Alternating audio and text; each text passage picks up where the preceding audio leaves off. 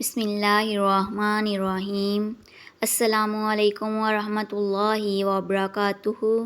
ایک رات سلطان نور الدین زنگی عشاء کی نماز پڑھ کر سوئے کہ اچانک اٹھ بیٹھے اور نم آنکھوں سے فرمایا، میرے ہوتے ہوئے میرے آقا دو عالم صلی اللہ علیہ وآلہ وسلم کو کون ستا رہا ہے؟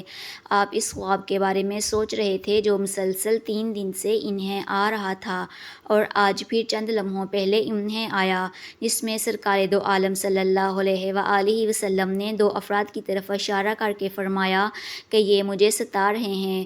اب سلطان کو قرار کہاں تھا؟ انہوں نے چند ساتھی اور سپاہی لے کر دمشق سے مدینہ کا ارادہ فرمایا۔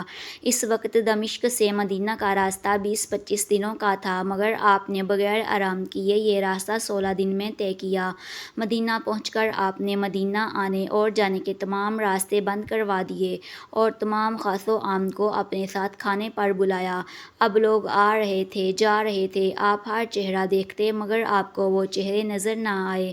اب سلطان کو فکر لاحق ہوئی اور آپ نے مدینہ کے حاکم سے فرمایا کہ کیا کوئی ایسا ہے جو اس دعوت میں شریک نہیں؟ جواب ملا کہ مدینہ کے رہنے والوں میں سے تو کوئی نہیں، مگر 2 مغربی زائرین ہیں جو روضہ رسول صلی اللہ علیہ وآلہ وسلم کے قریب ایک مکان میں رہتے ہیں، تمام دن عبادت کرتے ہیں اور شام کو جنت البقیع میں لوگوں کو پانی پلاتے ہیں، جو عرصہ دراز سے مدینہ میں مقیم ہیں۔ سلطان نے ان سے ملنے کی خواہش ظاہر کی۔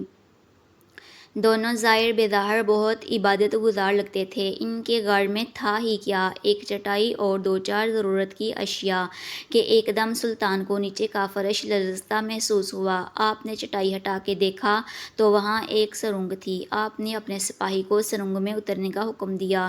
وہ سرنگ میں داخل ہوئے اور واپس آ کر بتایا کہ یہ سرنگ نبی پاک صلی اللہ علیہ وآلہ وسلم کی قبر مبارک کی طرف جاتی ہے۔ یہ سن کر سلطان کے چہرے پر غیظ و غضب کی کیفیت طاری ہو گئی۔ آپ نے دونوں زائرین سے پوچھا کہ سچ بتاؤ کہ تم کون ہو؟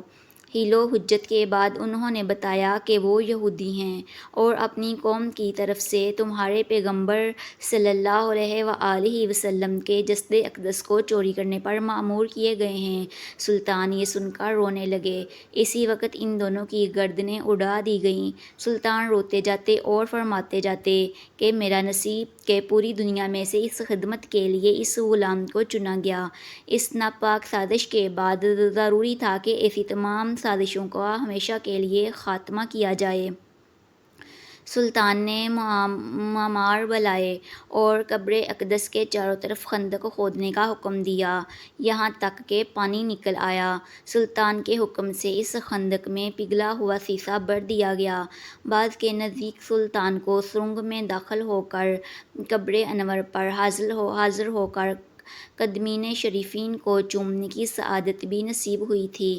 یہ عرض کرتی چلوں کہ سلطان نور الدین زنگی ابوالقاسم محمود ابن عماد الدین زنگی کا تعلق ترک قبیلہ اوغز سے تھا۔ آپ کے والد عماد الدین زنگی موصل کے حکمران تھے۔ ان کے انتقال کے بعد فوج اور امراء نے ان کے بیٹے نور الدین زنگی کو امیر چن لیا تھا اور یہ قبیلہ شام میں سلجوق سلطنت کے صوبے کا حکمران تھا۔ انہوں نے عیسائیوں کے خلاف کئی جنگیں لڑیں اور ان کو عبرتناک شکست دی تھی۔